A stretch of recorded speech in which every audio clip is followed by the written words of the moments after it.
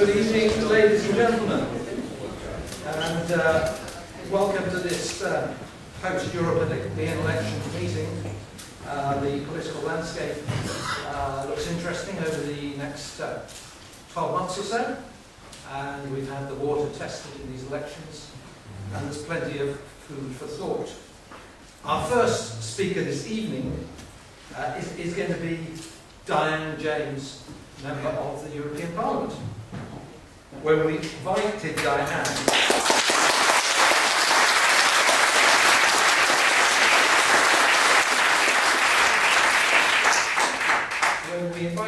to address this meeting, she was a UKIP councillor on Waverley Borough Council and had contested the Eastleigh parliamentary by-election, failing by only 1,700 votes from taking the seat from the Liberal Democrats. Now she is also a member of the European Parliament for the South East region, with UKIP taking 32% of the votes cast. Well done.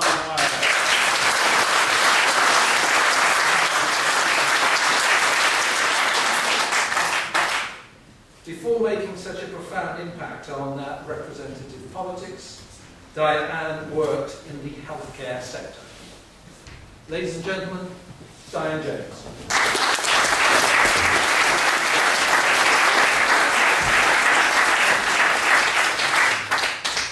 Thank you everyone for such a warm welcome. That is the first time I've actually seen MEP after my name. And I have to say, I'm still pinching myself that this has actually happened. So thank you very much indeed, A, for the invitation to address you, and also, as I say, for that welcome. Well, I have some good news to start with, and that is, at the moment, the Entente Cordiale is in place. There's no fractures there. And the reason I'm able to say that is the French Prime Minister went on record to say that an earthquake had occurred in the EU elections.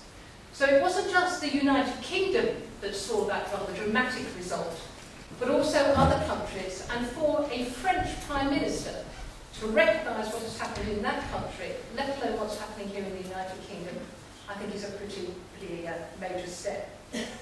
Now, when we were given, or when I was given the title for tonight, which was British Politics After the European Union Elections, set my mind racing, because there's a lot of material there. And one of the things I think I've got to do first of all is come clean with you and explain that I started off life as a business analyst. So I'm one of those individuals that goes back over results such as this and really does go into the, if you like, the minutiae of what happened, why did it happen, and what the prognosis is. And I'm hoping that will address, in time, over the next few minutes, the sort of content that you want to hear from a UKIP MEP. Let's go back then very quickly. Let's put some markers in the sand, because it has somewhat taken a very low profile, exactly the momentous result that UKIP actually produced. Not only did we claim an outright victory in the European elections here in the United Kingdom with over 27% of the vote, but we put both Labour and Conservative trailing us by some considerable margin, a couple of percent. Now that is unheard of in recent history, recent political history in the United Kingdom. But let's also please remember that on the same day that individuals were voting for the European elections, a third of the country was also voting in their local elections. And I will put my hand up. London was not a good scenario for us. We've got work to do there. But if you look at what UKIP managed to achieve across the country in that third, it really was another very major result.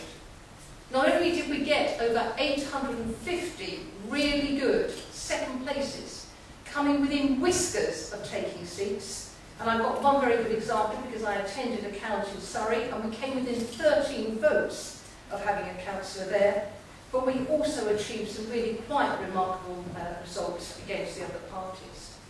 Labour losing 277, Conservatives losing 149, Lib Dems losing 222, and nearly 30 councils now in no overall control.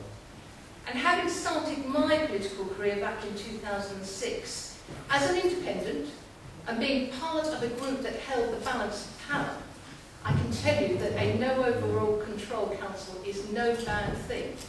Because as one article pointed out last week, there is too many councils across the country where one party holds swathes of control. And that is not only unhealthy, but it's not good in terms of delivering services in the current climate. We've had, of course, some real tremors, if you like, some defining moments that took us to where we were in terms of the results last week. We had those by-elections in the north of England, Rotherham, Middlesbrough, South Shields, where UKIP really established a presence on the political scene. We then, of course, had Eastleigh. Now, take me out of the picture for a moment, please. Eastleigh was a real defining moment, not only for UKIP, but also in terms of the political environment here in the United Kingdom. It showed that a young party, remember we only celebrated 20 years last year, could make massive inroads into a seat that was staunchly one colour, that it had the calibre not only of candidates, but also of campaign team and campaign strategy. And I think what amazes me is that when you move on from Eastleigh to the council elections last May, then to Wythenshawe and Sale this year, then the TV debates, everything was there fitting together to indicate that a shock, an earthquake, a wake-up call, whatever the word you want to call it, was about to happen. And I'm still struck by the thought, and I made this point in a number of the speeches that I made in the lead-up to the European elections, that all of the other three parties seem to either have a collective hearing problem, short-term amnesia, or just didn't actually want to face what was happening in the United Kingdom. And of course, that is why we're here now, and why we're continuing to really make a change. Now, there's lots of things, lots of aspects, if you like, that happened during the campaign, which I'd like to reflect on. And I want to reflect on them because I believe that they've now established a presence, more so than they ever were before, and that they will continue. And if you like, they're my warning signals to what the political climate is likely to be, particularly in the run-up to next May 2015, but also at least for probably another 10 years to come. I was very amused that during the campaign, the Sunday Times, and they weren't any friend of UKIP by any means, but they did come up with some really quite interesting articles. And one of theirs was to actually highlight what was happening in terms of the changes to profiling and targeting of voters here in the United Kingdom. So forget Mondeo Man, forget Worcester Woman, we had all sorts of interesting ones. And the one that really touched me was the squeezed Lidl, using the analogy of the supermarket, using the analogy of how voters are changing in terms of what makes them inclined to vote in a particular way. Still capturing aspiration and values, but really actually relabeling them in a way that's actually more modern, more up-to-date, and more in tune with the political climate. And the squeezed Lidl voter. Well, just about, if you don't mind, I'm going to read from this, just about coping class, they reckon. Aspirational and working class, and hard-working. Often struggles to pay the bills, and struggles in a sluggish economy. But most importantly, and this is why they will be a key target for every political party, no matter of colour, is that they make up a third of the electorate. Situated mainly in the towns and suburbs, and the only area, the only item, aspect that I disagreed with was that they are predominantly in the Midlands and the South East. I would put to you that they're actually far, far more widespread than that. And if you look at a map of the United Kingdom after the EU elections, and look at how much sprinkling there is of UKIP mode, you'll understand how that is really taking fruit. The other aspect that I would like to touch on for a moment is what I call trial by media. I don't think any campaign has been marked with the level of aggression, the level of unacceptable behaviour, quite frankly, and the level of attack that was directed at one political party. Now you could say, I'm standing here going, poor me, poor UKIP, but when you think that throughout that campaign, we didn't have a single newspaper, be it broadsheet or tabloid, a single media outlet that was on side with UKIP. everybody was against us. But one thing I think that came out of that, and I'm very, very pleased that it did happen, was that it proved to be so counterproductive. And it was counterproductive because nobody was reading the voters. Nobody was even checking with them. So what did we land up with? Well, we landed up with this attack strategy and such continuing under the guise of scrutiny. That was the way that it was portrayed, trying to make it acceptable.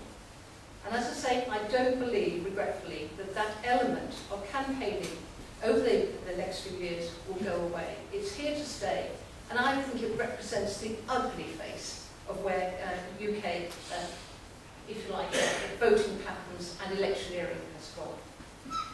In terms, though, of the digital technology, now that was very interesting what happened during the campaign. A lot more done and undertaken in terms of emails, campaigns, web chats, webinars, also, of course, the social media, be it Facebook and Twitter, but far less in those traditional means of leafleting and campaigning on the doorstep. Now, I think UKIP actually achieved the right balance, because we did both. And I think it's a huge mark of merit for the UKIP MEPs that we were out there with our activists, talking to people and getting the feedback. Because if there's one aspect of the social media, is you don't see the face. You don't understand the facial expressions, and you don't see the feedback that's conveyed in that way. And therefore I think there's a major issue there for the other parties in terms of their reliance on social media and on digital technology, and I think they maybe ought to rethink their strategy on that. Just picking up for a moment, though, on this aspect, let's call it the traditional means of campaigning, and where the future of that is in time.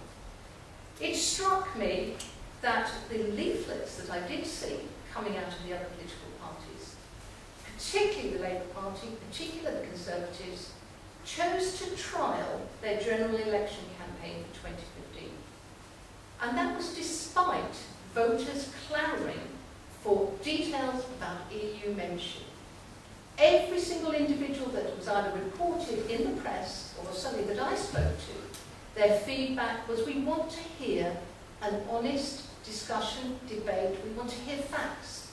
And I think that's indeed why the TV debates between Nigel Farage and Nick Clegg were so successful, because it allowed an opening for that information to come through and to be widespread. Whether you disagreed with how those debates were managed, whether you even have a view that Nigel didn't win them, although I have to say comprehensively I think he did, it's interesting that that happened.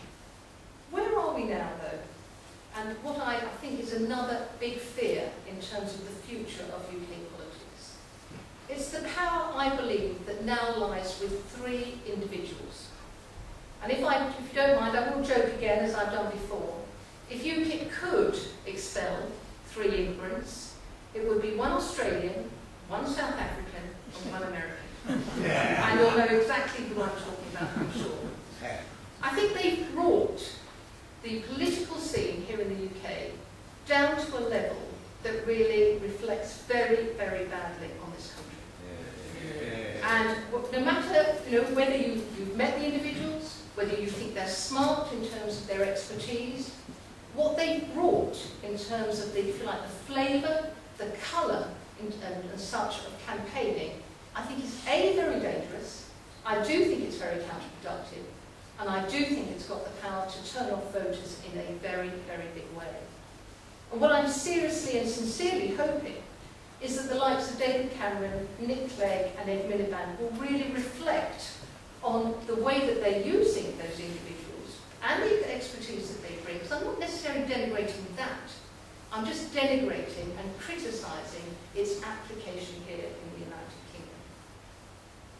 Let me touch, though, for a moment on a post-mortem, and again looking forward in terms of where that takes us. Well, the UKIP result was everything and more. It delivered exactly what the forecasters had said, plus more. We were told on the day that in terms of the local elections, maybe 80 additional councillors. We got over 160, double what was forecast. We won the European elections. There was a bit of doubt in terms of the forecasters in the lead-up, but we won, and we won comprehensively. And of course, my colleagues are not going to be too happy with what I'm about to say, but if you look at the performance of both the Conservative Party and the Liberal Democrats and Labour, it was pretty poor. And I think it reflects very much on the appetite out there amongst UK voters that they were looking for something new, they were looking for honesty, they were looking for somewhere to put their trust, and they were walking away from the other three Westminster parties for precisely those reasons, because they're now lacking in those parties. I think what it exposed, particularly for the Conservative Party, is that David Cameron's pledge in terms of an EU exit referendum in 2017, the voters said very clearly, we don't believe it, and they voted accordingly. That, I believe, is going to force a rethink, and we're starting to see that. David Cameron is now playing very, very hardball in terms of the choice of the replacement for Mr. Van Rompuy, and also in terms of the portfolio that a UK EC Commissioner might take. What I do hope, though, and I've mentioned this, I'm going to lend up an element of repetition, is I do hope he's feeding this back to Linton Crosby to see if something could be done there, to make it more appetising, and to really, rather than just state, I'm listening, to actually do something, because that's what voters want. The Lib Dem situation, well, it was dismal, it was awful, you can't hide it. And I think what really struck me was the fact that Nick Clegg, having highlighted that he believed there was 25% of the population out there that wanted to stay in, he completely misunderstood that in fact that 25% didn't exist, or even if they did, they weren't prepared to back him in the EU elections. And I think that's a very, very major message for the Liberal Democrats. And whether they actually continue as a party, I think now is a very, very serious question. And I add to that, in terms of my doubt as to their survival, by highlighting the emergence of the Green Party and wondering, A, did voters defect to them because they didn't like the Liberal Democrats or Labour? And for instance, I've got to admit as well, and they couldn't bring themselves to vote either Conservative or Tory. Or is the Liberal Democrats actually, as a concept, now finished and done? Labour, of course, what were they being left questioning? They sat on the fence in terms of their stance on Europe. Nobody could understand it. There was even Labour Party members, I understand, indicating that they couldn't understand what the strategy was, the wording and such. And so be it, that's exactly what was reflected in terms of their vote loss. So we do have some very, very interesting lessons to come out of the EU elections and to highlight what's going to happen in the future. So let me finish for a moment on just my personal prognosis on the next 12 months leading up to May 2015. And I emphasise these are my thoughts, my views, my opinions. They are not UKIP's, although I stand here as a UKIP MEP. First of all, I don't believe now that we will have the zombie parliament that was stated and felt was going to be the case. I do now believe that something will galvanise the coalition government into making more of their last year in power. And that assumes, of course, that a snap general election, which could still happen, doesn't happen. And that will be an interesting question. The general election campaign, no doubt, I'm sure, in anybody's mind, that is now firmly underway. But what will be the key issue there is the outcome on Thursday. And whether UKIP either takes that seat or even more likely, I think, strengthens its position and takes over 30% of the vote. Now that will then represent another really seismic shift in terms of what's happening in UK politics. I believe very much that there will be increasing tensions within the political scene, within the Westminster bubble, if you like, because of the European Union. And that's everything from the fact that the parties all have their Eurosceptic wing and they all have their Europhile. And that's going to continue to be an element of real antagonism between those components of the different parties. The fact that David Cameron has had to move away from his pledge to cut immigration to below 100,000, very, very interesting in terms of undermining any credibility in terms of his future pledges. And there's no doubt in my mind that immigration will continue to be a mainstream topic for some time to come, and definitely for the next 12 months. So it's a very, very confused picture out there, shall we say, in terms of the direction and, if you like, the jigsaw pieces as to how they're going to be moved around. But what will happen, and the next challenge, I believe, is what happens in the next 4 weeks. And that is what will be the colour of the EU. Will it actually be one that wants to continue towards the goal of a federal union of states, the countries, if you like, the member states, or if Juncker, for instance, isn't appointed as the head, is there somebody who's slightly more moderate and who might then be willing to consider some form of renegotiation deal? Now, I have to say, being a UKIP member, and I will now go on record on that point, renegotiation is not possible. Because even if you look at the individuals who are now competing with this deal to take that role, not a single one of them has even considered and come out vocally as wanting to consider a different form of EU, a concept of the EU organisation. If we send, and I don't mean anything personally against Mr. Lansley, but if we do send Andrew Lansley as our EU Commissioner to Europe, I think that will be a fundamental error as well. And I would like to see somebody a lot more Eurosceptic going into that role, who might then drive the sort of agenda and the sort of bargain that not only the United Kingdom has asked for in terms of the outcome of the European elections, but also that counterparts across Europe have done. I've made the point about the Liberal Democrats. I do believe that's a very much a downward spiral for them. I do think there's going to be an interesting future for the Green Party, and we can touch upon that maybe with the questions. But I will end by saying that I think the future of the UK political scene is actually now being really damaged thanks to the EU election campaign. And it's been damaged because it's been focused on falsehoods, false information, spinning in a magnitude that I think was almost intolerable, and this element of smear and slur. And the sooner that we can try and take a step back and bring back some element of credibility and honesty and something that's acceptable to the voters, then I think we've got a chance of re-engaging people. But if we continue down the path that I've seen during the 5 months of the campaign, I'm not hopeful. Thank you very much, everyone.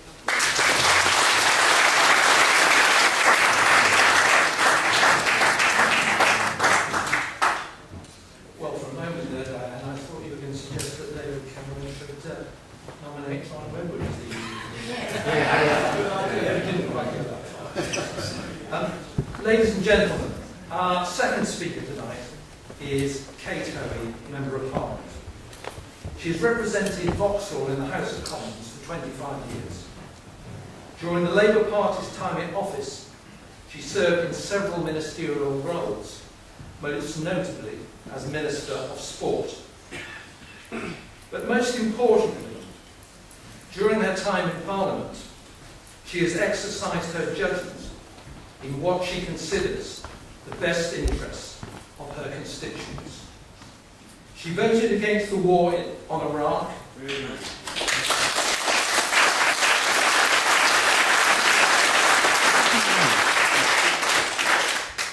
and campaigned against her own party's leadership for a referendum on the Lisbon Treaty.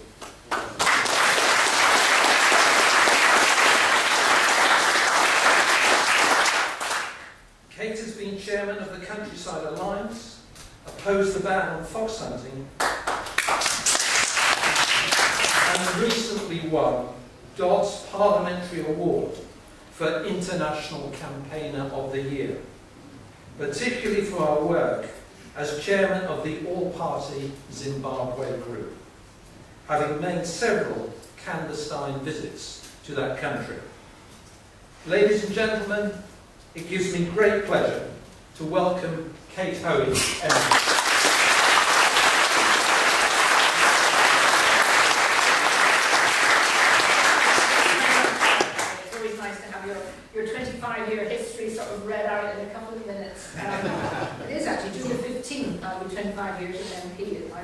time's gone. Can I add my congratulations to Diane on her victory, and indeed on all the winners from UKIP, because without a doubt, I might not use the word earthquake, but without a doubt, it has been a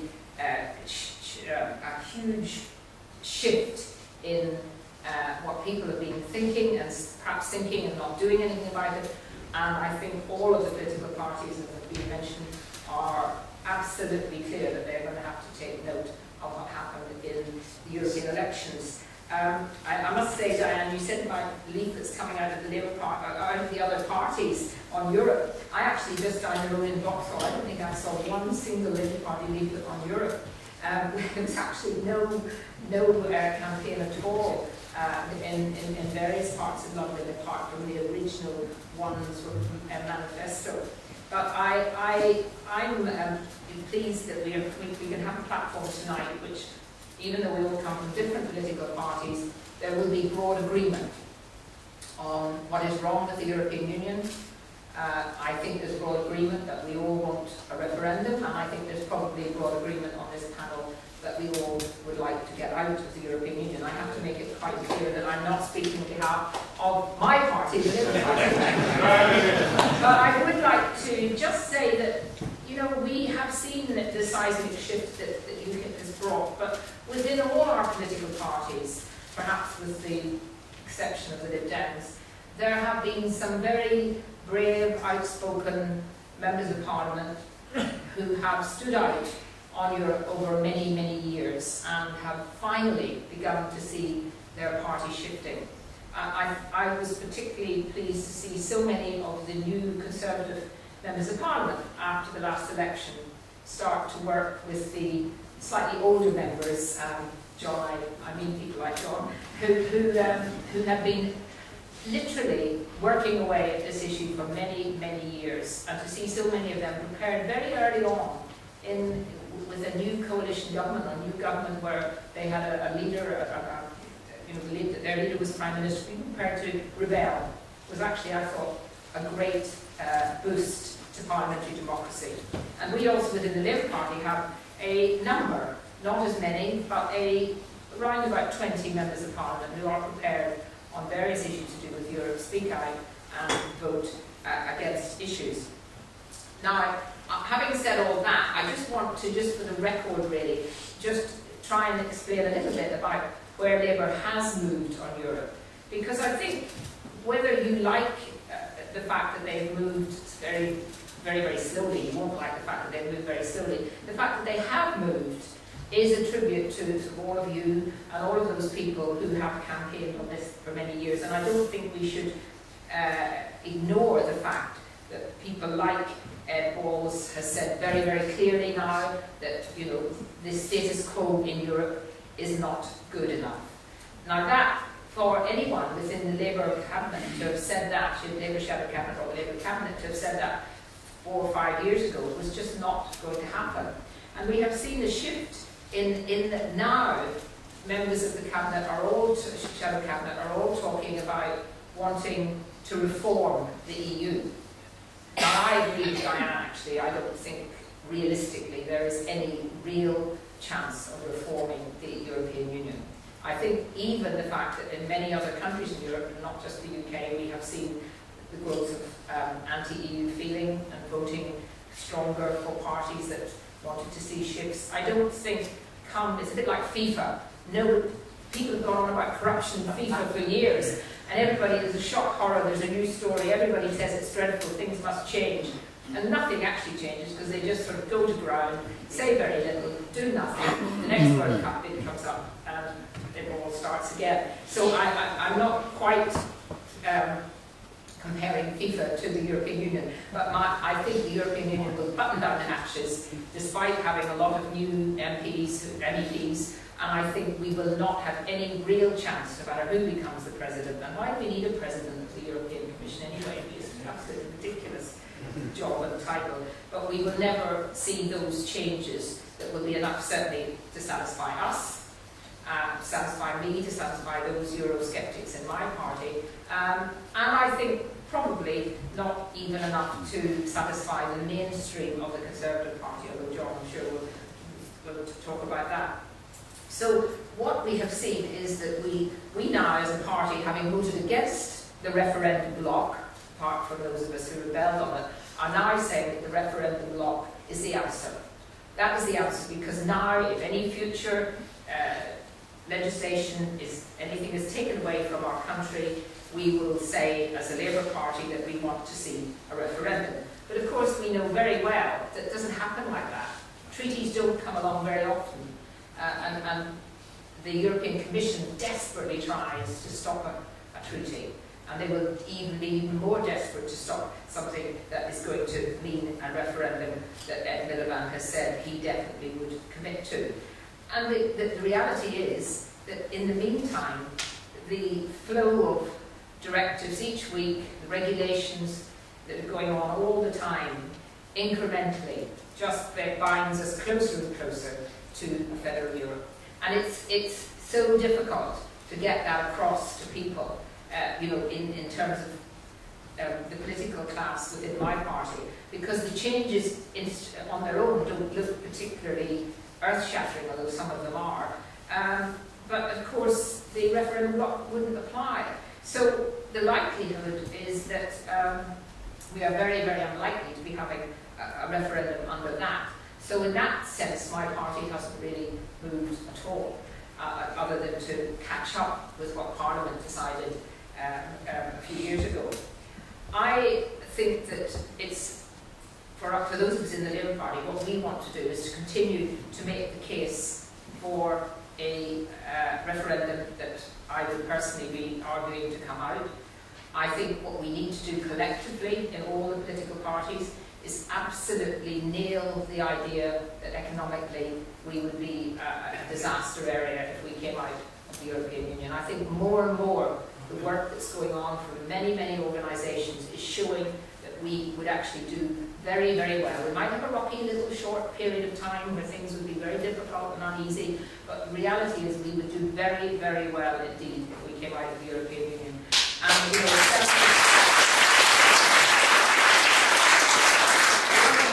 I've always felt so angry about was because of my sort of background and my commitment to the Commonwealth, was the way that we betrayed the Commonwealth. And I believe still, even despite having betrayed so many of our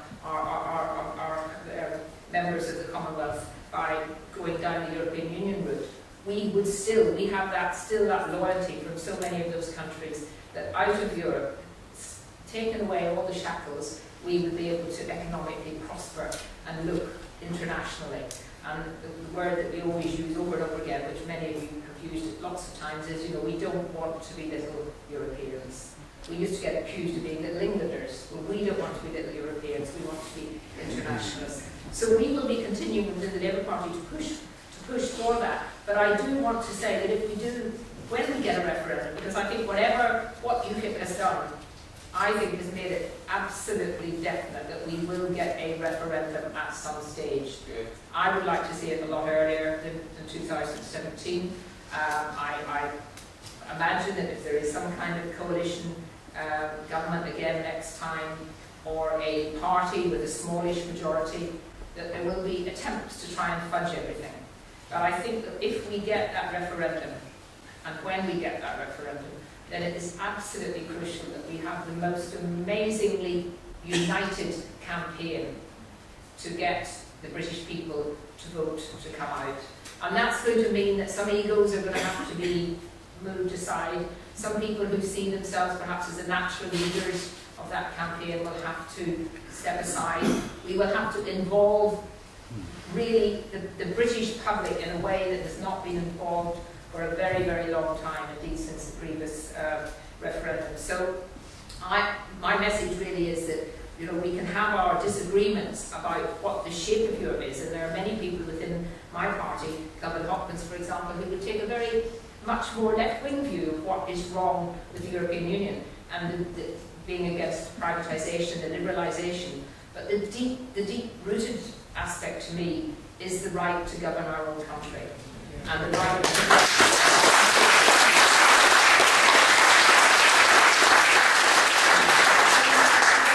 I thought pretty shocking. I mean, reality is all political parties at some stage come under great scrutiny, but I think the scrutiny that's gone into UKIP, has gone into many of my party candidates across the country in seats where they maybe had no chance of winning, or in the Conservative candidates, they would have got a huge amount of interesting stories. The fact was UKIP was the enemy. But I think that the fact, again, that people were prepared to go against that really does mean that we have an opportunity to actually get the truth out to people, and that people are in that mood to listen. So let's unite when it comes to the referendum. Let's make sure that we may have disagreements about what the future of this country will look like, but we have to get back control of our country. We have to get back control of our borders. You may have seen that some of us have been urging Ed Miliband to change and look at some of the ways in which it is people can come in from other countries in the European Union where the economic difference is so great that they're coming here and quite clearly should not be able to come. And those are some of the things that need looking at. But for me, the common market originally, which was what people voted for, has vastly changed. I want to see our country running itself. I want to see a parliament that genuinely means that it can take decisions about this country without having to worry about deals and all sorts of compromises with other countries. I want to cooperate with the other European countries on issues where we can cooperate, but we have to get that control back. If we can get a reformed Europe that does all that, fine. My judgment is we won't. I think we're going to have that referendum as soon as possible, and we are going to have to work so hard to get the British people to vote no and come out. Thank you.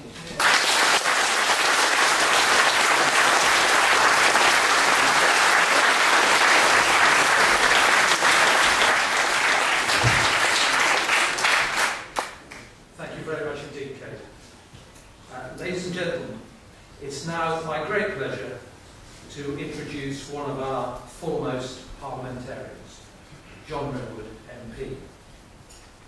Before entering Parliament, John accomplished much, working in the City of London, serving as an Oxfordshire County Councillor, and as head of the Prime Minister's Policy Unit. During his time in Parliament, he has fulfilled many ministerial roles and has served as a Cabinet Minister. But during his 27 years in the House of Commons, he has been, first and foremost, a parliamentarian. He has been at the forefront of our national debate on many issues, not least on matters of national sovereignty and our membership of the European Union. In 1975, John employed his considerable powers of analysis and decided it was not in Britain's best interest to join the common market, and voted accordingly. If a majority of his fellow countrymen and women had voted the same way, I have no doubt that Britain would now be a more influential and prosperous land. Ladies and gentlemen, the Right Honourable John Redwood, Member of Parliament.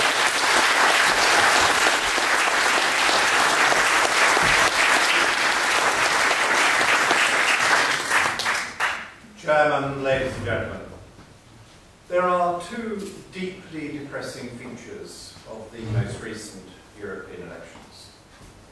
The first is that despite the varying efforts of political parties in Britain, almost two-thirds of the British electorate did not think it worthwhile participating with their vote, or in any other way, in most cases, in what should have been an important democratic event. And some of us before and after have lamented this. Because whilst 20 years ago you could say that the European Parliament was not a parliament, it had no real powers, today this body is an important part of our constitution. It is written firmly into the government of our country. And the European Parliament is in many ways superior to our own Parliament because it is a co-legislator with the Council of Ministers, and its law takes priority over anything that I and Kate and our parliamentary colleagues can do. So I regard it, all the time we are in this union, as being of consummate importance And I hope those that we have sent there, of UKIP as well as of the Conservative and Labour persuasion, take their duties very seriously, tell us what is going on in this space, and do everything in their power to block, amend, dilute, water down the torrent of unsatisfactory legislation pouring out of this place, which we either do not need at all, or should be undertaken nationally in ways that we find acceptable and in ways which we can repeal or amend if the good intentions are not followed through, or the legislation does not work well. One of my big arguments against this European Union is that it's all too ready to legislate in haste, but it is so difficult getting enough of the member states and the parliamentarians in the European Parliament to agree when something is wrong and to repeal it or amend it. It is not flexible, it is not responsive to public opinion in the way in which a national parliament has to be. If we pass a bad law, you soon tell us about it, and campaigns build up. And those who wish to be re-elected, and most politicians do, then change their minds or amend their position. But the second thing I find deeply depressing about the European elections is that 70% of the members of the European Parliament returned on the 22nd of May are full supporters of the whole federal design. We did not win this election in Britain. In Britain, the combined UKIP and Conservative vote was a little more than half of the total votes cast. And those were votes cast by people who want less Europe, a lot less Europe, or no Europe. They are all Eurosceptics. They are part of the Eurosceptic family. And we count for little, because our side is not winning in the wider European arena. We have a federal parliament, and what will happen, I'm quite sure, Diane will discover, is that the federal so-called centre-right parties will do more and more with the so-called federal central-left parties, and they will look very similar, and there will be little bits of right-wingery and little bits of left-wingery to pretend there's a bit of politics going on, but they will all remorselessly drive forward this huge bureaucracy. They will all want to complete the political union. They will all want the country called the United States of Europe. That is the plan. It has always been there in the literature, and it is just so difficult in Britain getting enough people in our electorate to recognise this and either say with myself and Kate, we don't want this for our country, or to go out and passionately make the case for it honestly and try and persuade enough people that it is the right answer. And once again, we've had this European election when most people did not engage and when many people are still in ignorance about just how powerful this European Union is, just how many laws this European Union has already visited upon us, just how many new laws this new Parliament and Council of Ministers and Commission will have in mind, just how many more fields of activity they will capture for European supremacy. It is almost complete, this political union. And one of the reasons why we in the United Kingdom are still in a position to think differently and vote differently, those who will, and to be having this debate at all at this late stage in the evolution of this political union, is that we Eurosceptics together united to fight the abolition of the pound.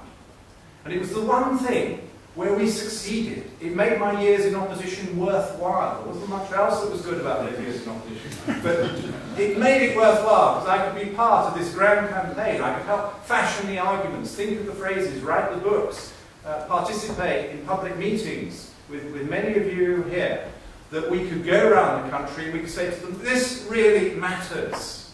Take the Queen's head off the coin, take the Bank of England out of its primary role, remove that central monetary power from the Parliament of the United Kingdom, and you no longer have a country which you can govern yourselves. And because we won that mighty battle, many people in our country think still that we are an entirely independent country, that that was all right, that we saved the day, that we prevented some in the political classes from just sliding into the euro with all the damage that would have done to our economy. And we have been vindicated. Just look around you and see the extraordinary economic damage that the austerity machine that is the euro has now done to all those once great southern economies and countries. Just imagine what it's like to be an unemployed young person in Spain or Portugal and Greece. Imagine where it is normal for a young person to be unemployed and for them to accept that that is the way society is. They have to live at home, ask for their parents' goodwill and finances, because 1 in 2 of the young people in many parts of the south of the euro area are out of work. Surely that is a failure that should tell against the whole logic of the plan. Surely it should be leading to protest movements. But it's not, because this federal idea, this federal grip, and this federal enthusiasm is still too dominant in most parts of the European Union, making Britain's position even more difficult. In Italy, where there are still far too many people out of work and the economy is still spluttering, the centre-left federalist government won the European election comfortably and easily. And 2, in Spain and Portugal, there is still enormous support for the scheme, because we Eurosceptics have not been able to get over to voters elsewhere in many parts of the European Union that it is the euro that's doing all this damage to them, and that if they had greater freedom of their own to run their own economies, they would be able to have faster recoveries and make more progress in getting unemployment down.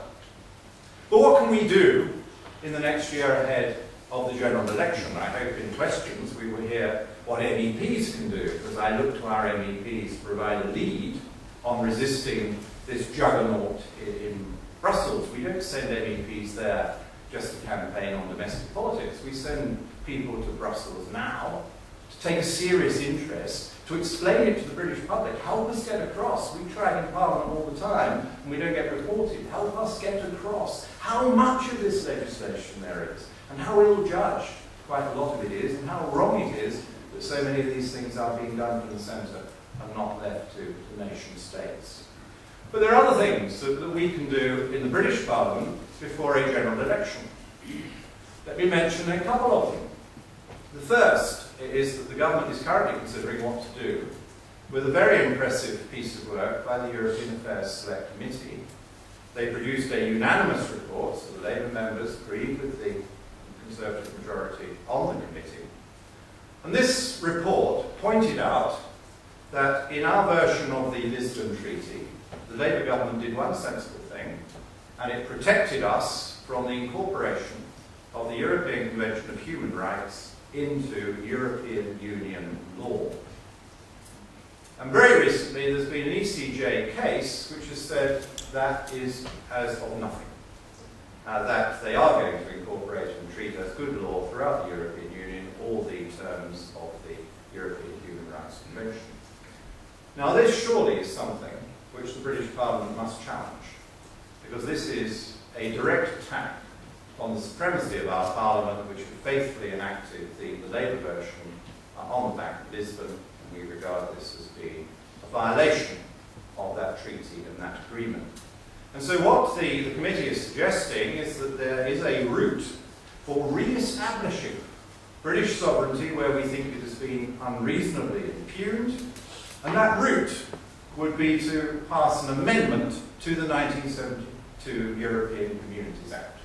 The fount of all of the European Union's power in the United Kingdom is still that one piece of parliamentary legislation. And what Parliament proposed and agreed, Parliament could amend or could repeal. There will come a point, living in this new government of Europe, when it will no longer be possible to do that.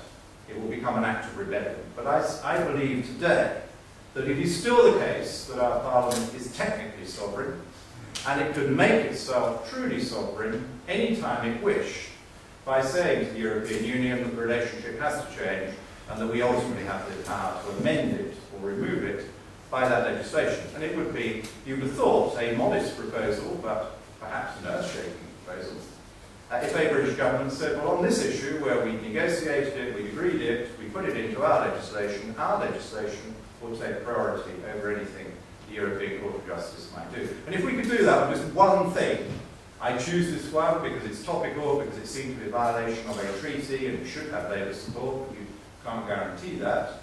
But Labour, I think, wisely have protected this position in the Lisbon Treaty. And wouldn't it be great? Once you establish the precedent, I think then the European Union would negotiate more reasonably with us, because they would see we discovered a legal route to start to amend and abate the torrent of powers that they are presuming to themselves. And the second thing we can do in this Parliament is to begin negotiations on the matters where the Liberal Democrats will not impede the government and where there are obvious difficulties at the moment. Now, it is not easy because, as we've seen in the recent debates, the Liberal Democrats are on this issue entirely principled and entirely federal. And I admire that. I think it's very good that there's a party out there that wants a federal Britain in a federal Europe and is prepared to argue the case. And I think it's even better they get under 10% of the vote. I think that is democracy, and that's the country I love and the country I try to represent. And that's how the system should work. But even the Liberal Democrats in government must be able to see that, for example, we cannot run our own benefit system in the way we wish in this country, because European court cases are eroding our powers. And we were always told in Parliament, capable, I think, vouch for this, by governments of all persuasions, that social security was a red line issue. It was something which had always been protected from the depredations of the European power grab, and that was meant to be reflected in those successive federal treaties at Nice, Amsterdam and Lisbon, as well as the preceding ones agreed under the Conservative governments of the past. So we need to see if we can push the boundaries on benefits, and we may be able to do it by negotiations. We're not the only country that finds ourselves in the position where now we have a much wider union with countries of very varying degrees of benefit support and income levels. There is, of course, more of a temptation for more people to come to the richer countries with the more generous benefit systems, and that wasn't in the original architecture, because the original architecture was a group of countries with very comparable living standards, very comparable levels of benefits. So that's something we might be able to get to look at. I think we need to stand up to the non-European budget. I think Mr. Cameron was right, and I fully supported it and voted accordingly, that we wanted a lower European Union budget. He went off and negotiated with their European Union budget. Not as low as many of you and I would like, but it was a bit lower rather than going up, and now we hear that they want a year-ending top-up, as if they hadn't been given clear democratic instructions by the heads of government of the member states assembled, because it suits them to spend more of our money. And if we can start to reduce the amount of money we spend, that starts to reduce some of the power they have through the power of the purse. So that's another thing where I think we need to reinforce what we're doing. But the biggest reason why we need to renegotiate our relationship with the European Union, whether you're a come-outer or just a moderate person who feels the current relationship isn't working for us, and there are lots of those sorts out there now. The big reason, and the reason we need to explain and explain again, is that Britain clearly needs a very different relationship with the Union that's emerging. Because if we cannot join the euro, and I think it's now agreed by most people we cannot and will not join the euro, we don't then want to be part of the banking union and the fiscal union and control of our budget and all the other things which they rightly need to do from the centre of their union to give their euro a chance of struggling through a difficult childhood into a more mellow and successful middle age. And so, in order to do that, we need to say, it's not just a few tweaks we need here. Britain needs a different relationship. You need a political union to back your single currency. We don't want to belong to the single currency, therefore we cannot belong to the political union. So we need a different kind of relationship, which we need to negotiate with. Now, I know there are some here who think that negotiating this side is a cop-out and think we should just simply pull ourselves out of the European Union. The reason I don't back that view is twofold. The first is that I can see no circumstances in the near future when there will be 326 elected members of the Westminster Parliament prepared to vote to simply pull Britain out of the European Union without having discussed it with our partners or made the case or held a referendum.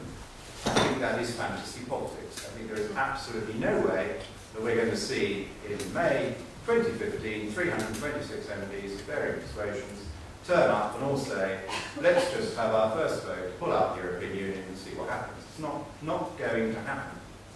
The second reason I think we need to go through a negotiation is if you are with me so far in agreeing that this is a mighty decision either way and has to be done in a democratic way and to carry as many of the public with us as possible. I think to go through a renegotiation first is a necessary part of either getting a new relationship, which many of us would like, that is a possibility, or if, as many of you sceptics think, there is no chance of anything real coming out of it, the process itself will demonstrate two things to the British people. It will demonstrate to them, first of all, how much power has gone, because it's not until you start trying to get it back that I think it will become obvious to people how much has gone. Most of them don't know how much has gone. And the second thing that will come out is if our partners and friends on the continent behave as unreasonably as you think they will and cannot see the fairness of the British case out of the euro for a different type of relationship, that will radicalise the British people into saying, this is the right thing to do now, we must leave. And I think without that, it would be extremely difficult to win a referendum for putting out of the European Union. The polling is quite all over the place, but there is no consistent majority in Britain for pulling out with no negotiations and no discussions. If you pulled out immediately, because the fantasy occurred, the 326 come out or MPs, you would still need to sit down and negotiate. Obviously, you negotiate from a different position. And in some ways you've been in a stronger position, in some ways you've been in a far weaker position. Because there would still be quite a lot of things you did need to agree with our former partners, so that planes can fly and pipelines can continue to flow, and so that trade can be settled and all the rest of it. And it is important that we keep those things going and we negotiate sensible arrangements. It's not impossible. But if Britain behaves in a foolish way, it means you get a less good deal on those things that you need to negotiate with our partners. So, ladies and gentlemen, I'm conscious of the hour ticking by. My conclusion is this, that we are engaged upon a mighty constitutional struggle, that not enough of our fellow citizens realise how much of their government has passed to Brussels already. Not enough realise how difficult it is now to have a proper democratic government in Britain that listens to the wishes of our people and then does what they wish. All too many times now, government ministers are told, you cannot do that, or you cannot proceed in this way, because there is a European law or a European directive that blocks it. If our Eurosceptic movement, which in some ways is much stronger now than 10 or 15 years ago, remains as hopelessly split and as disobligingly unpleasant to each other as it has been in recent months, it makes our task that much more difficult. If people think the only thing to do is to issue ever more difficult challenges to people to prove that they are the one true Eurosceptic in the country, that is the way to lose. We need to carry people with us who do not have your passion or your conviction. We need to carry people with us who do not normally worry about Europe and the Constitution. We need to persuade them that this is a mighty matter, not just for constitutional experts, not just for people like me who are passionate about our England and want it to be self-governing again, but that it matters in their daily lives. It affects the price of their energy, it affects their jobs, it affects things in ways which do them damage rather than do them good. So that is our task. Unite and fight. Explain, don't complain. Try and win over.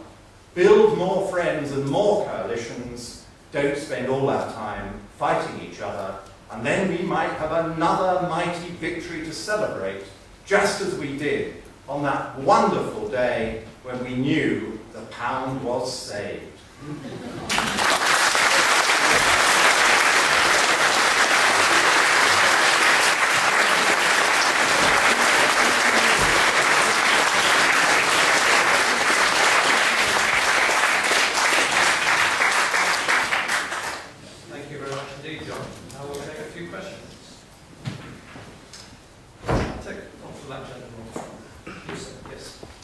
My name's Owen Bennett, I'm from the Daily Express online. I just wanted to say to Diane, talk about the press being sort of having this campaign against UKIP. But Nigel Farage has got a column on my website, the Express, talking on the Independent. Sorry. about that. My name is Owen Bennett from the Express Online. I just want to say to Diane, first of all, you say that the media is campaigning against UKIP, but Nigel Farage has been on the BBC an awful lot. He's commented, he's on Question Time a lot. He has a column on White Paper's website, he has one on The Independent. He does seem to be getting his message across quite a lot. I just wonder why you keep saying that the media is so against them. And finally, a question for all three of you. Would you all unite behind Nigel Farage as the leader of Get Britain Out of the EU if the campaign was structured that way for a referendum? Diane. Thank you for your question. I'll obviously address only the first part, and then you can put that rather interesting second one to my two colleagues. That will be interesting. I think it's a degree of attitude. I fully agree with you. You know, we had UKIP members on Question Time. Nigel did his debates on LBC. I personally had the pleasure of being on Any Questions and also participating in the Cambridge Union debate. But I go back to the point, it was the attitude and the style, if you like, of the questioning. In that none of the other individuals who participated in similar experiences had the degree of what I would call absolute onslaught attack.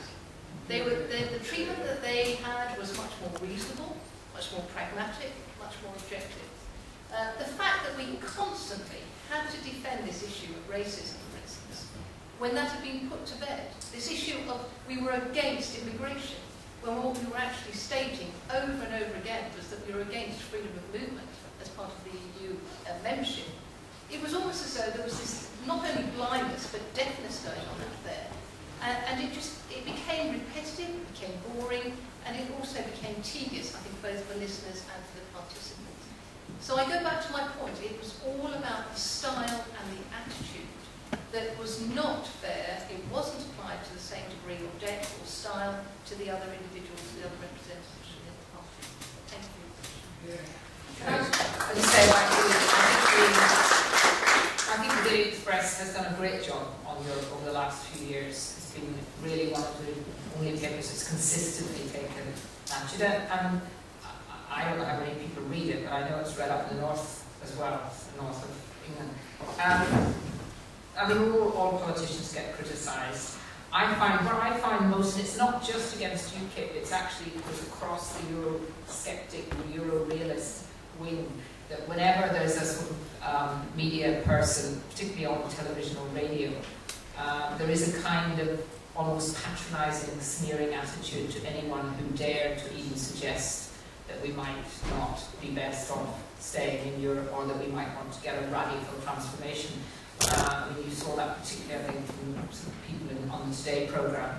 And indeed, some of the work that we're doing in Parliament on a cross-party basis is actually challenging the BBC very, very strongly on their whole attitude to putting the way they discuss Europe.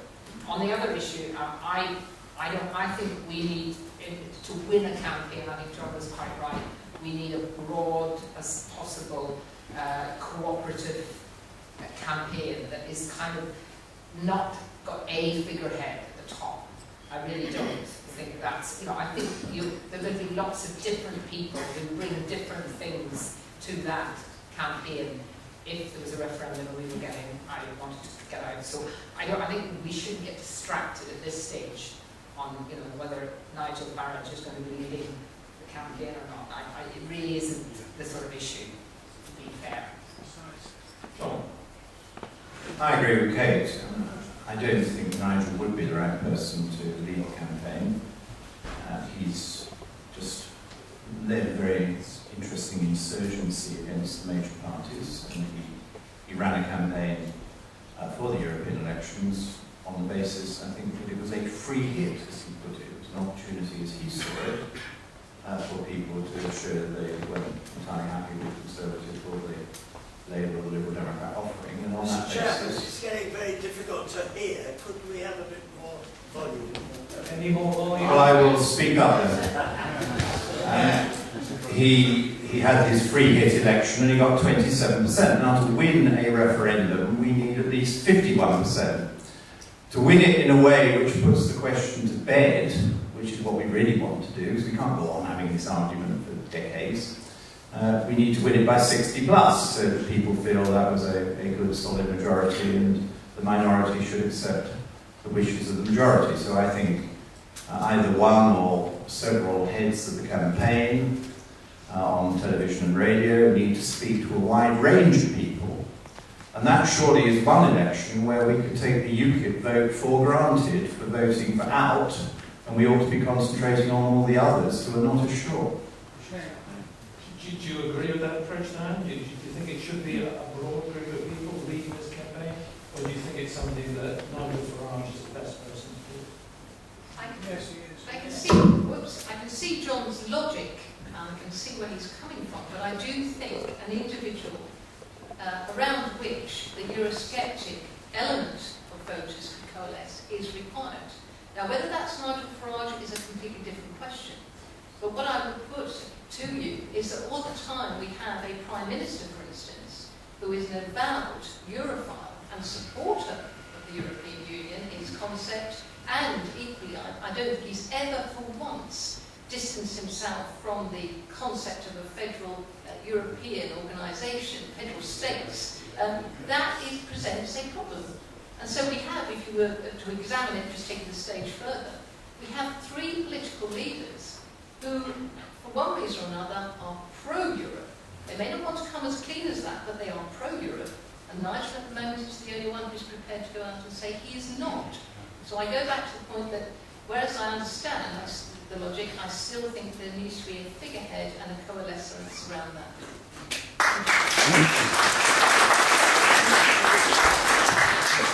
Yes, gentleman in the centre. Hello, Brian Weller. My question is in two parts.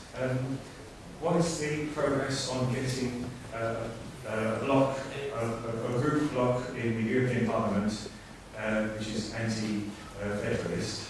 And won't UKIP hate themselves if they split the Conservative vote at the next election and allow Labour to get in again with the new treaty? They're splitting our vote. Exactly. Yes, right.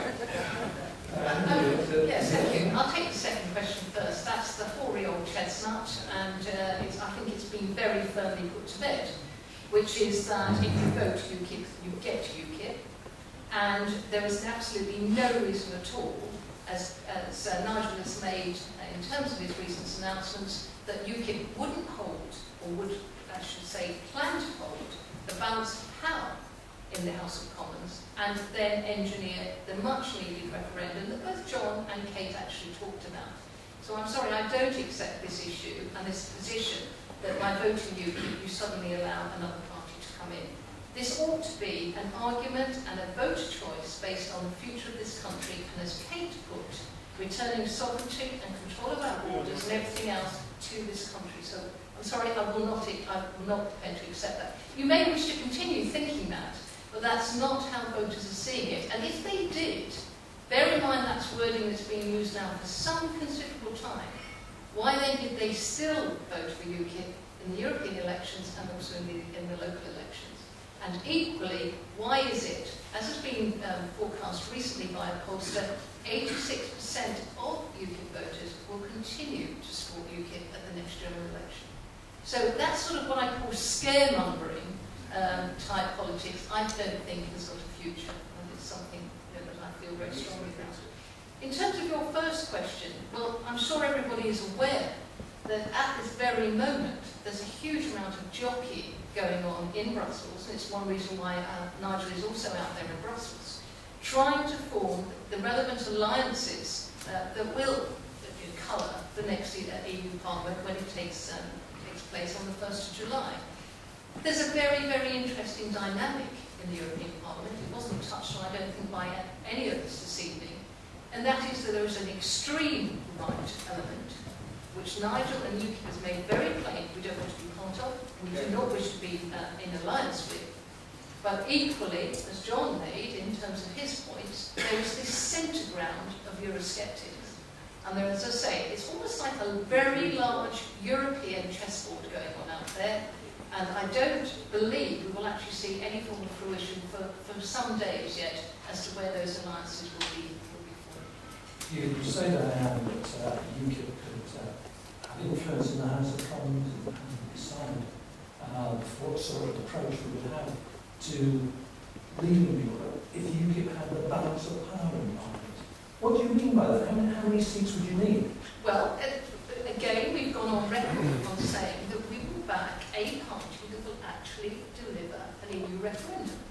Now, whether it suits the audience here or anybody who then follows up this debate at a later stage, I will give credit to David Cameron and to John here, representing that party this evening.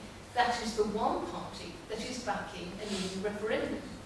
But the issue behind that is still that the trust has disappeared in the pledge that David has given. So I think it's now very much an open book as to who, if and when UKIP has got representation in the House of Commons, who we will back in terms of the much-needed EU referendum that we want. I am not suggesting for 1 minute, and neither has Nigel suggested for 1 minute, that we are going to be forming some form of coalition. We've made it abundantly plain, and so has David Cameron, that that is not on the cards and it's not something that will be considered. So we have a situation, I believe, that if there are 20, 30 or possibly even 40 UKIP MPs put into the House of Commons in a year's time, we will work with a party that will ultimately deliver, and deliver very quickly, that EU referendum, and not have to wait for 2-3 years, or even put it back even further.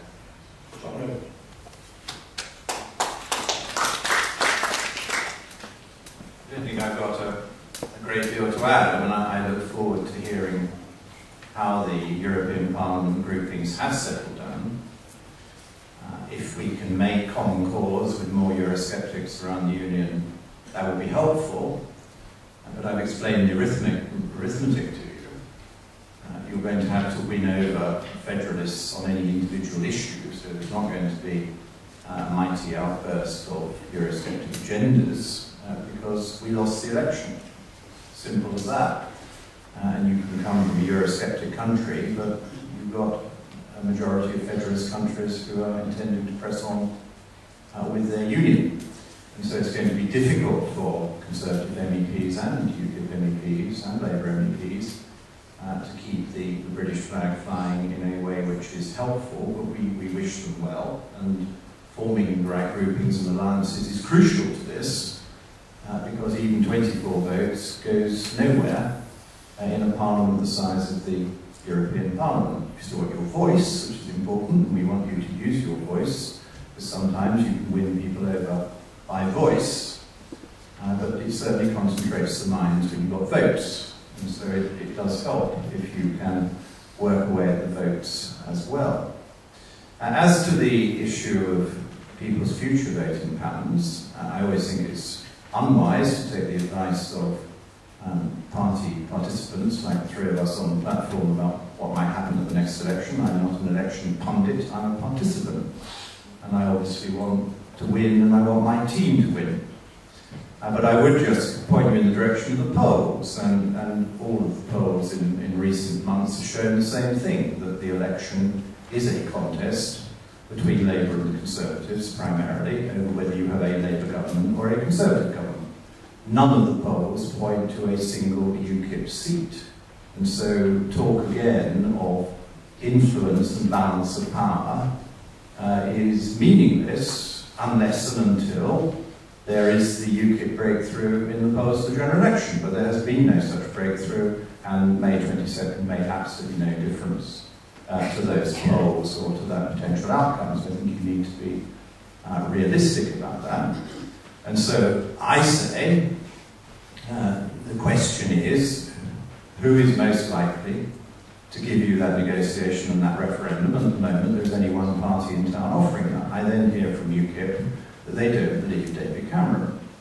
I know David Cameron very well, and I can assure you that that promise will be delivered if he is Prime Minister after the next election.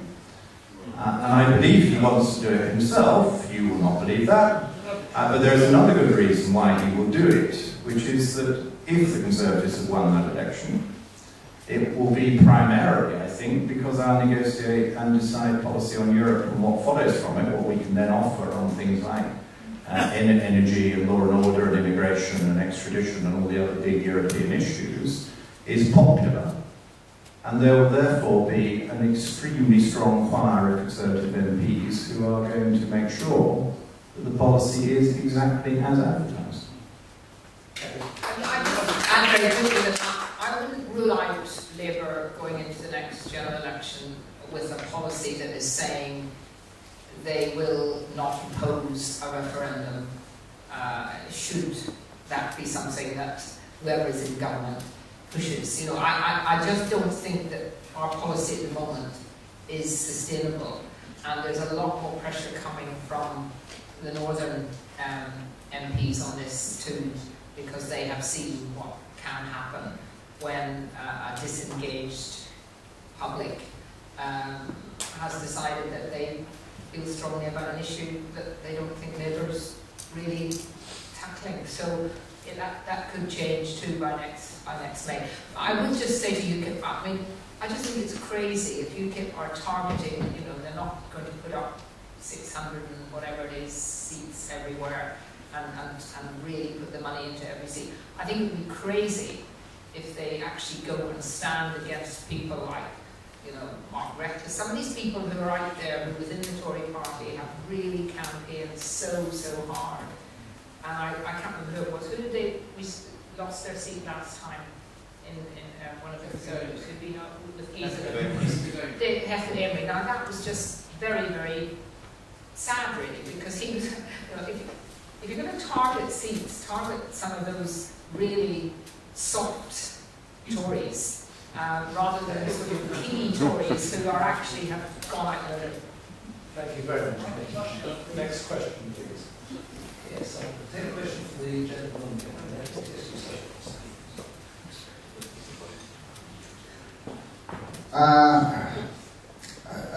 Sirs and madams, if and when we do withdraw from the European Union, as I think most people here want to, we will be saving, as I understand it, £55 million a day. That's how I understand it. That's a lot of dosh, it's a lot of money. What, for example, with either three of you, would suggest that that is the first thing we do, with just 1 day's saving of money? That's £55 million. What should we do with that? That's just 1 day's cost to the European Union. Thank you. Sure, I think maybe even more than that figure, but borrow. Use the money. Every penny is borrowed, and as you all know, a lot of our fellow countrymen and women seem to ignore, borrowing is just deferred taxation. And it's money you've got to pay at some point, and you'll have to pay it with interest, so we should borrow less. But you should also bear in mind, keen though I am to help all the good arguments, that some of that expenditure that the European Union does would have to be replaced with domestic expenditure. I think we would have some agricultural spending when we have our own policy, for example. Okay. Well, as an inner city MP, I mean, I have seen the misery that the lack of affordable, genuinely affordable housing in areas like mine bring to people, and I really do feel that it's something that the last Labour government really ignored housing, gave lots of money to NHS and education, and housing was left as something that wasn't a priority. And I really do want to see whoever's in power next time, and I certainly want my government, if they have 55 million to spend just in a day, actually seriously tackle the housing shortage, because it is just destroying lives, particularly in inner city London. Thank you. Diane. I would, and it must be no surprises here, I want to put it into the NHS.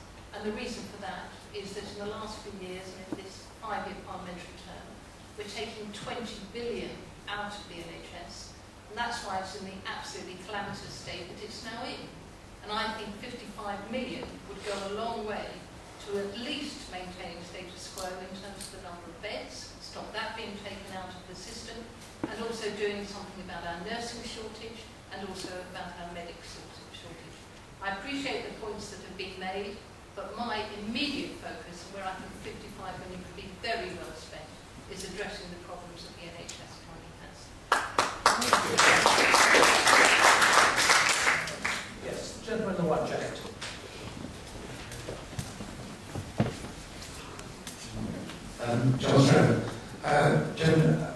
over the last 20 years, our three main parties have understood that all they have to do is concentrate on the 10% of seats that are marginal, and within those seats, the 10% of voters that are floating.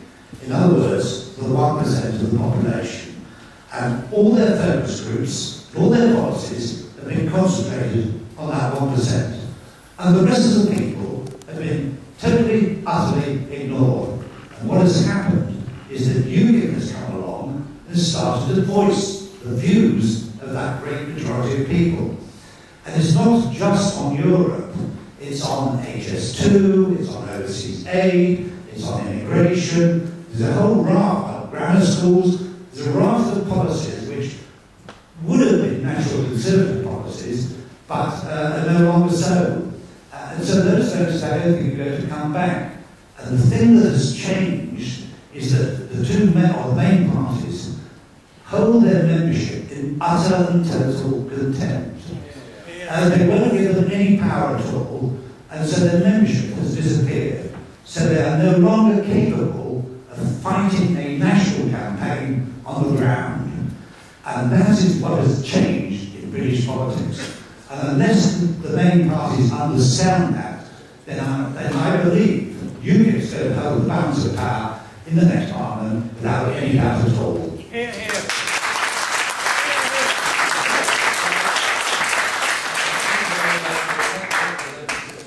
Two main parties. First, John, do you think the Conservative Party has been holding its membership in total contempt?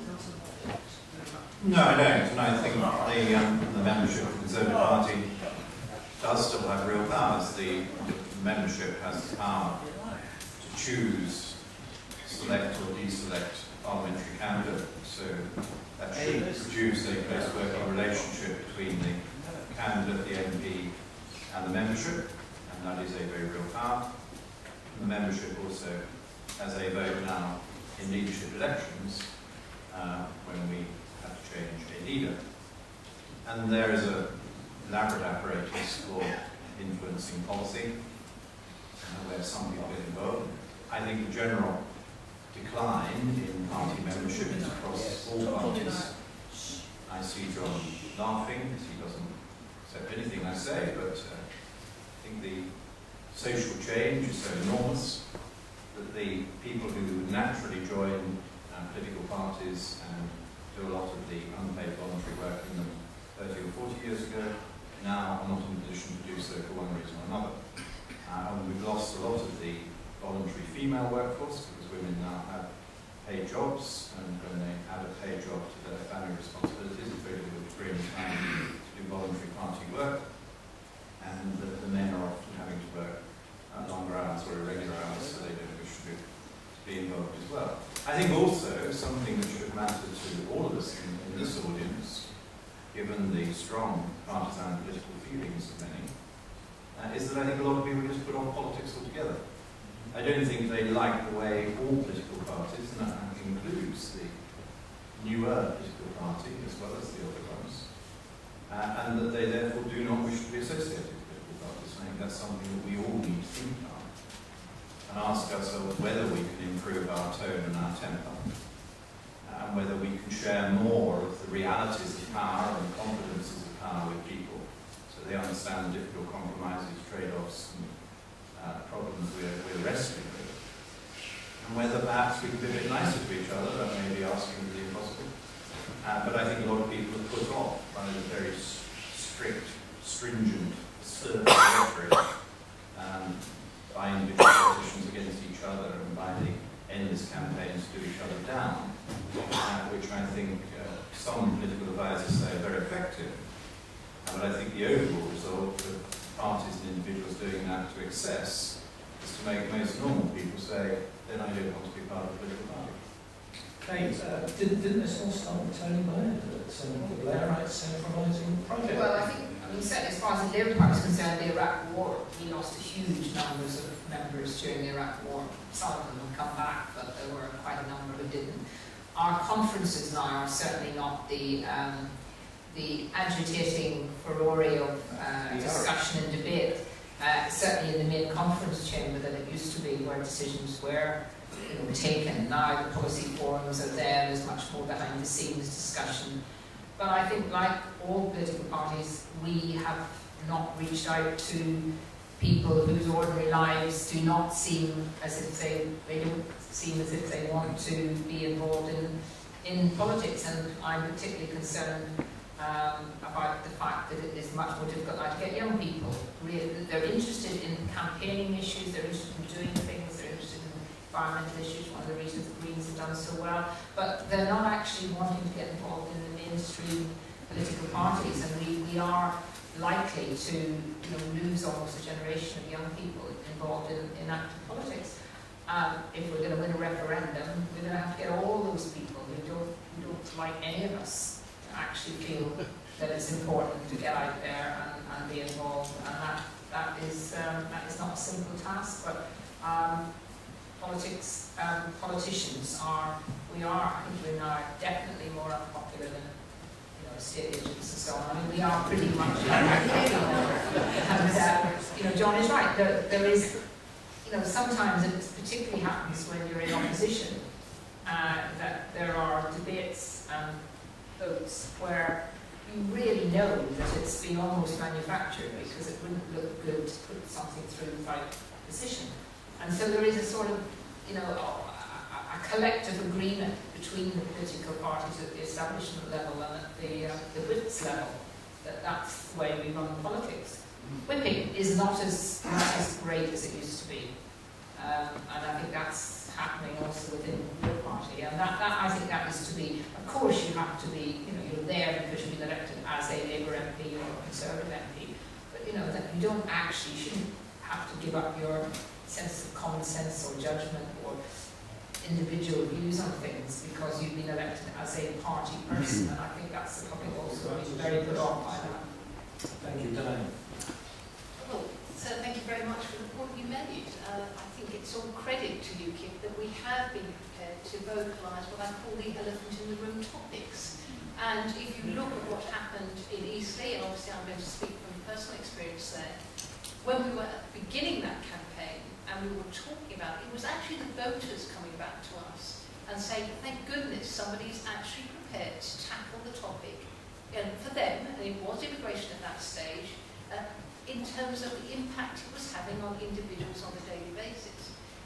To some extent I agree with what Kate's saying, but I then have an issue with why is it that UKIP has got a growing young people's independence movement?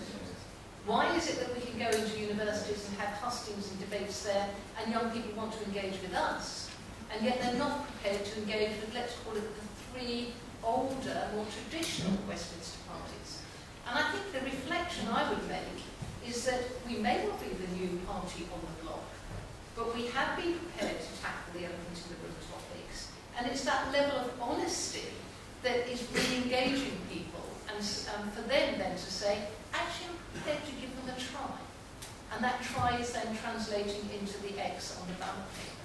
So I actually see what's happening as very much like a refreshing of the political scene, an energising of the political scene, if you like, and I think that's very, very positive for the future of politics in the United Kingdom. And long may it continue.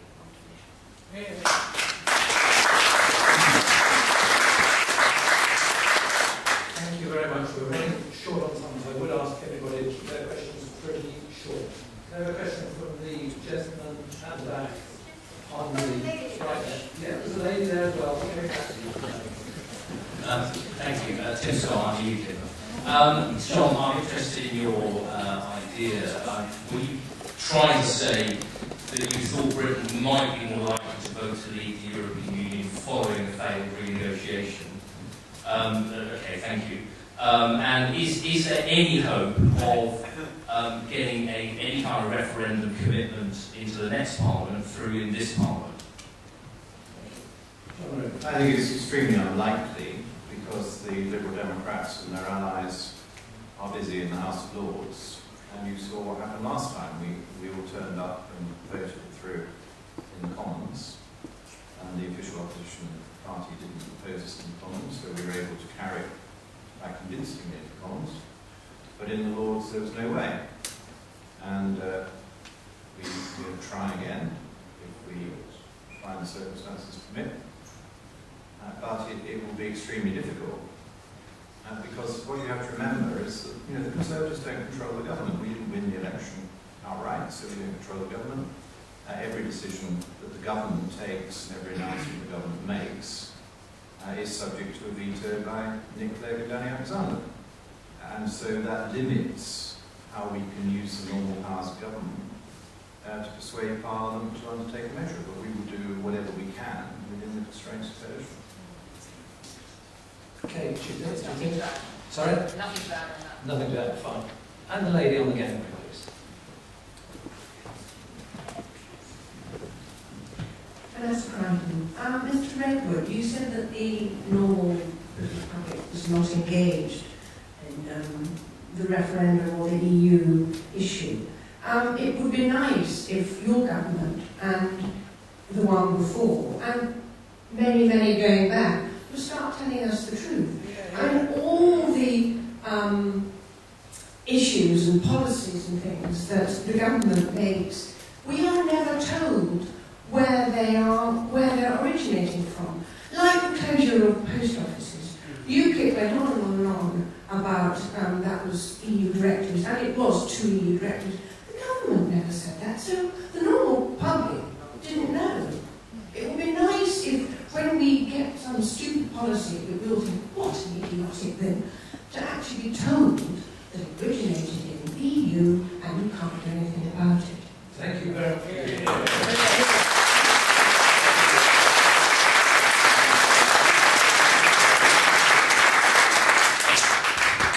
I agree with you. That was one of the points I made in my opening remarks, that more politicians need to give an honest account of what does come from EU requirements and what doesn't.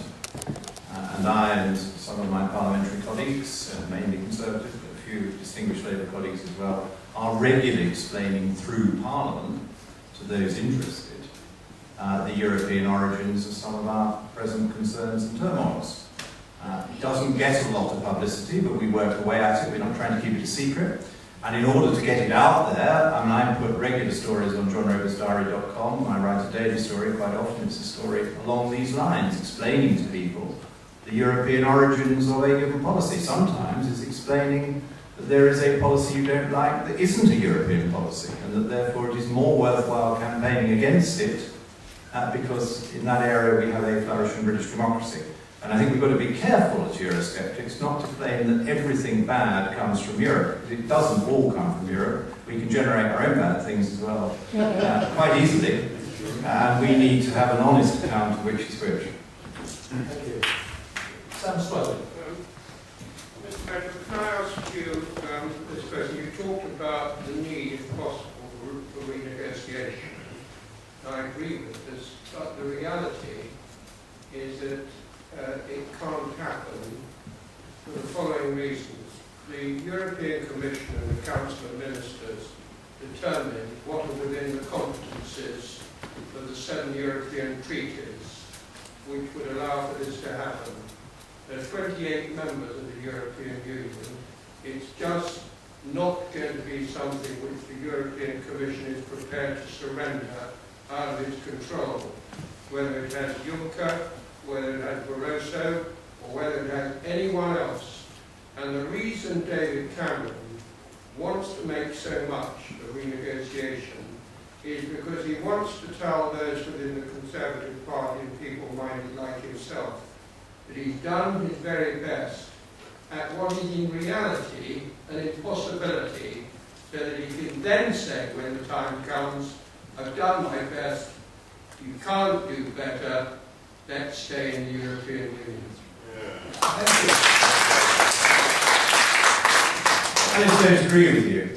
I know David better than you. I think he's far more Eurosceptic than UKIP wish you to believe. And what is my proof of that? He is the first Conservative leader to take the British Conservative Party out of the European centre-right federalist grouping. Why did he do that? Because he does not believe in federalism. It was a very risky thing to do. He was told by all the bien-pensant establishment figures not to do it. He and Duncan Smith had looked at it and decided it was too difficult. David Cameron, as opposition leader, took us out of the Federalist grouping. It was the only thing he could do as opposition leader, and he did it.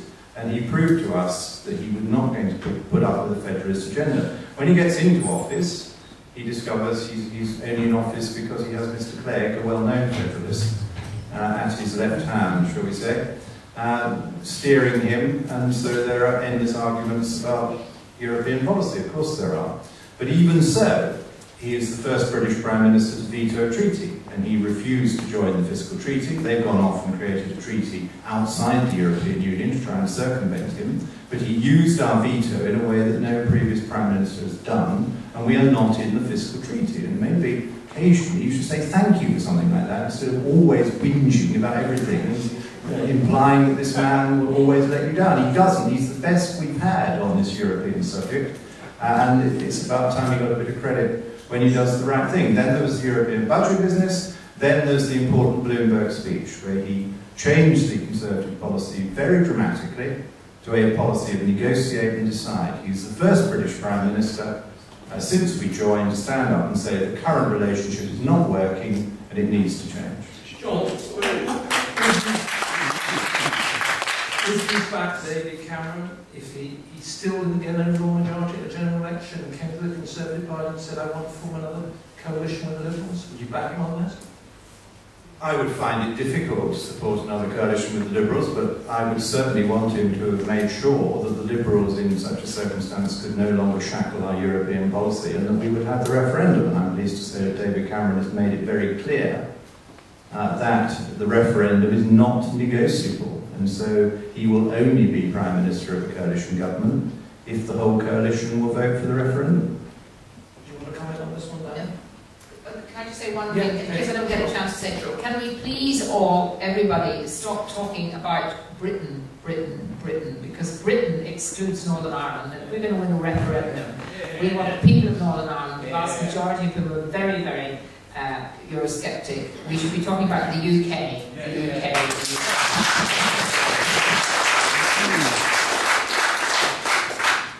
Not unsurprisingly, I don't share John's view on how serious David Cameron is taking it. And I will give you two reasons why I cannot support it. The first one is that the proposed wording that David has put forward as forming the basis for an EU referendum, the Electoral Commission has already responded to say that it's inappropriate, it's misleading, and it does not address the EU exit issue. And he's been very deliberate with the wording he's chosen. So that's my first point. My second one is, where is Plan B?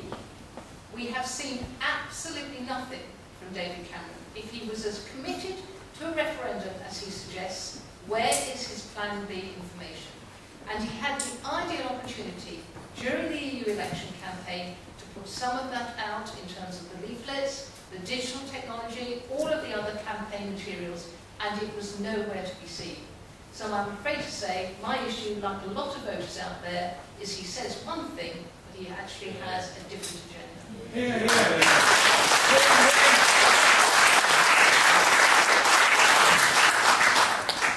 Right, I'll take a couple more questions. First of all, the gentleman there, opening shirt. So, yes. Yes, yes. I'm joined UKIP in 19. Sorry. Joined UKIP in 1993 when it first started. I'm from the northeast of England. I don't know if my accent gives that away or not. And I became chairman of the UKIP in the northeast. And I would just like to address this to each member of the panel. But one thing, we used to have regular meetings in the very early days, I'm to say going back a long time.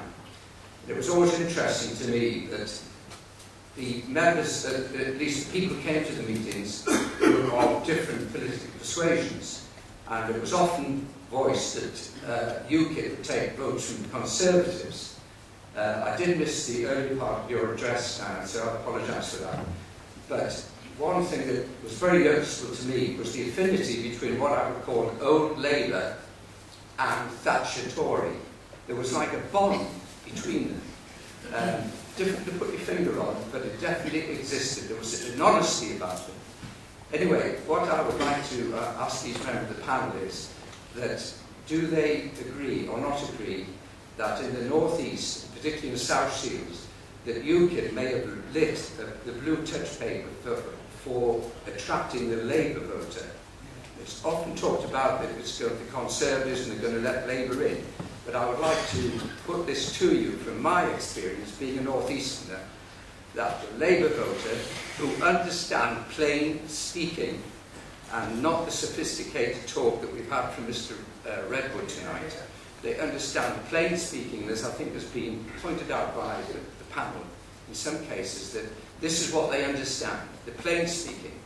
And I would just like to ask the panel whether they agree that this is a possibility in the future, that the Labour vote, in fact, will have quite an impact on the general election.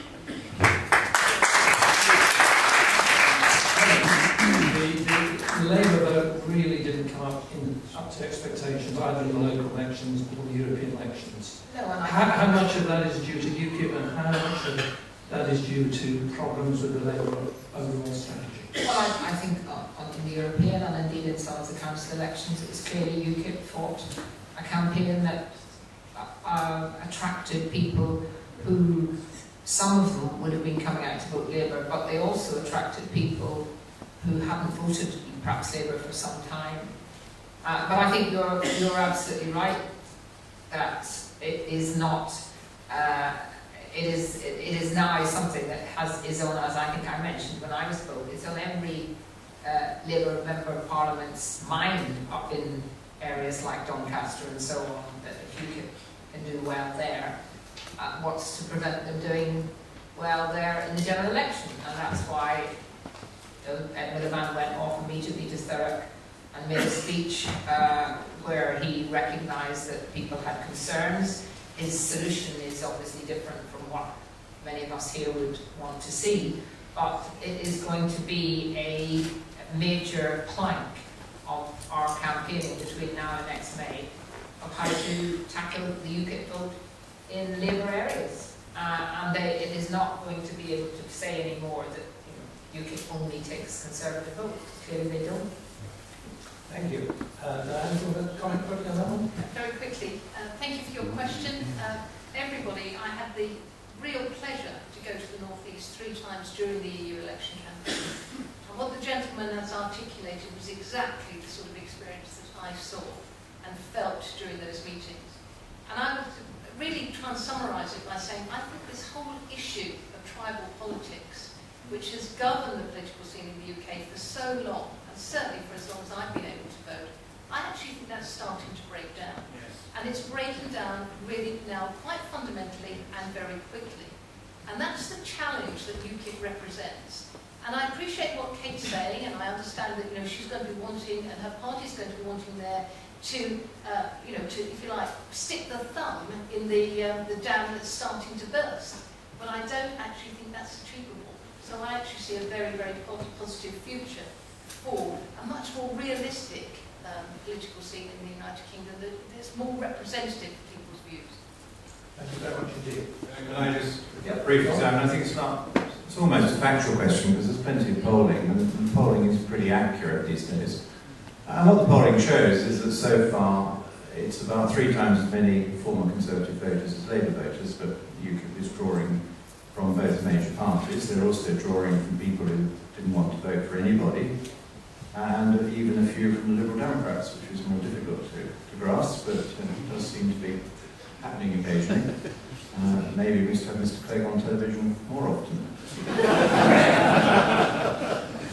That might divert it elsewhere as well. But that's where we are. But what the polling also shows, where they've cast it forward, is that were the UKIP to rise from current levels, it would start to take much more from Labour, because it's squeezed the Tory vote a lot already, and the next squeeze would be on Labour.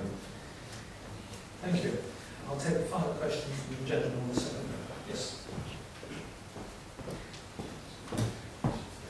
Roger Kendrick. I think we've got a formidable task because the people of this country don't really understand what's right and what's wrong about Europe, and nobody's going to tell them. We have a conspiracy of silence from the press, which is almost entirely in favour of staying in. And then you've got the European Parliament, which is federalist, you've got the commissioners that are federalist, you've got the European Court of Justice, which is the most frightening thing there is, and the whole of the establishment in the UK, and frankly, all of the main political parties in this country. So if we're going to have any chance of getting out, I think there's two things we have to do, or you have to do, because I can't do it, and that's get the facts out. Nick Clegg has succeeded in persuading the people in this country there are 3.5 million jobs dependent on Europe.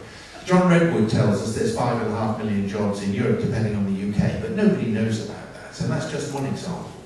The idea of 55 million being spent on Europe a day, I think, was hopeless, and it was down to UKIP. What you should have said, it's going to cost us about 100 billion over the next 7 years. That's what really matters. That's £5,000 a family. So let's get the facts out. That's the first thing. The second thing, and I agree with Diane, we need an alternative. People are relatively conservative when it comes to referendum. And just to say in or out, people are going to vote to stay in because they don't know what the alternative is. So I'd like to put the beginning of an alternative on the table, and that's the is the Canadian Economic and Free Trade Agreement, which has just been, it's got to its first major stage between Canada and Europe, and that's a free trade agreement with economic cooperation. So why not start that as a building block to put an alternative together?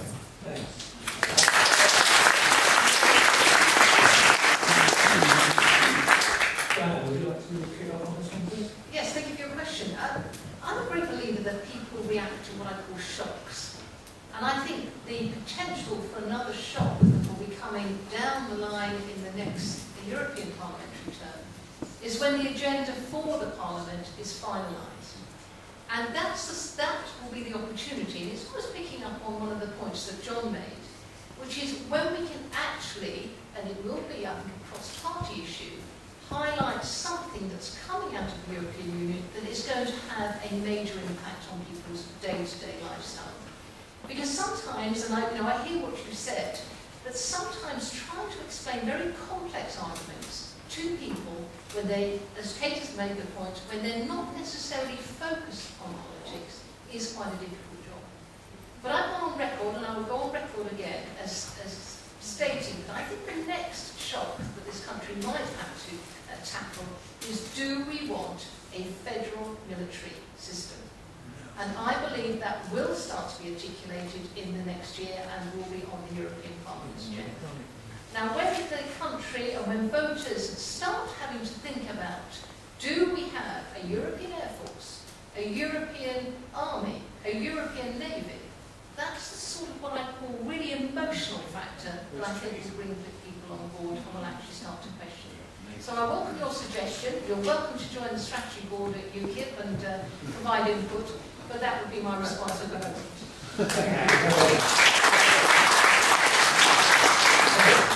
Well, I think you're obviously very pessimistic, and I understand all the things you've said about the issues and the problems and the challenges. I think we all know that. And what I would say is that 5 years ago, sitting here, it might have seemed even more challenging and dreadful. So I'm quite an optimist, because I actually do think that ultimately, if we can get those facts out, and you're absolutely right, a lot more is being done to get the facts out. We need some answers that resonate with people, and that can be done because we are right on our economic responses. We just need to get it across in a way that people are going to listen and understand. I think that if we rely just on the party politics of political parties to win this argument, we won't do it. It has to be much, much wider. It has to be a grassroots movement, which political parties can do their bit to get involved and get going, but it has to be grassroots. And I think we just have to continue that. Your suggestion about a free trade agreement, I don't know the details of what's actually being signed up there, but to me it's very simple. It's a common sense approach. You work with countries on issues where you can agree, as long as the decisions are being taken by your own parliaments. You cooperate on things where it's useful to cooperate. And out of that you build the trust and the confidence that may lead to more cooperation. But ultimately, we have to be clear that none of that is in any way intended to move towards any kind of federal Europe. And I just think think that that's really what the vast majority of the British public, when they actually think about it and are told the arguments and will understand them a little bit more, they will support. I'm quite optimistic. Thank you. John. I agree with you that we need a positive vision as well. I also agree with you that we have singularly failed, all of us, yet to nail the 3 million jobs line. And what struck me so forcefully about the rather poor Clegg performance in the two debates was it was the only argument he constantly put. He wanted to terrify people into believing that if we changed our relationship or pulled out, 3 million jobs overnight would disappear because those are jobs in export industries to the European Union.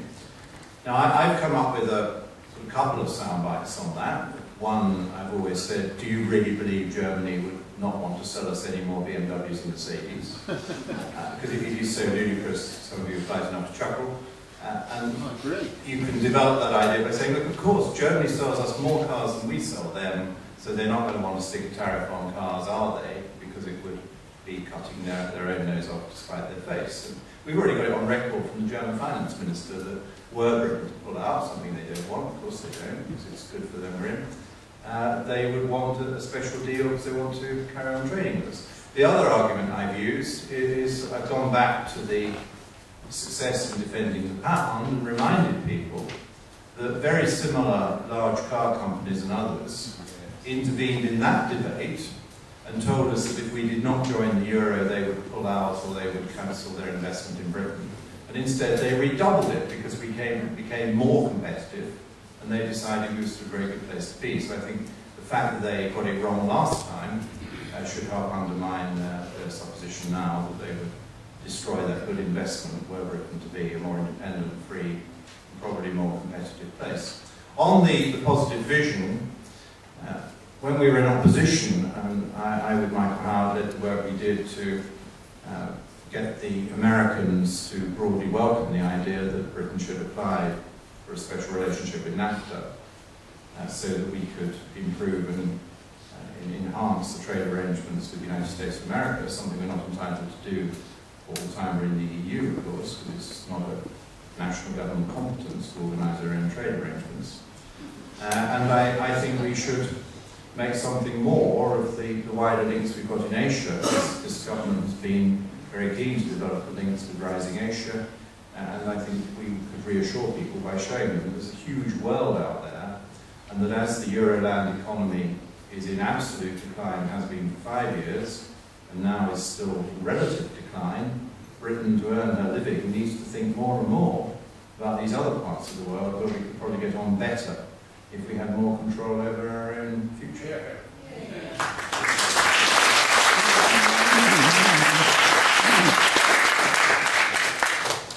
Well, thank you very much indeed, ladies and gentlemen, for your questions this evening. I'd also like to thank our speakers this evening. We've been very honoured and fortunate to have 3 such capable speakers. But they're also people that have given tremendous thought to these issues over 30 or 40 years. They really have dedicated a large portion of their thinking time and their intellectual capacity to try and help this country solve this dreadful problem that we have with our relationship with the European Union. And I would ask you all, ladies and gentlemen, to please show your appreciation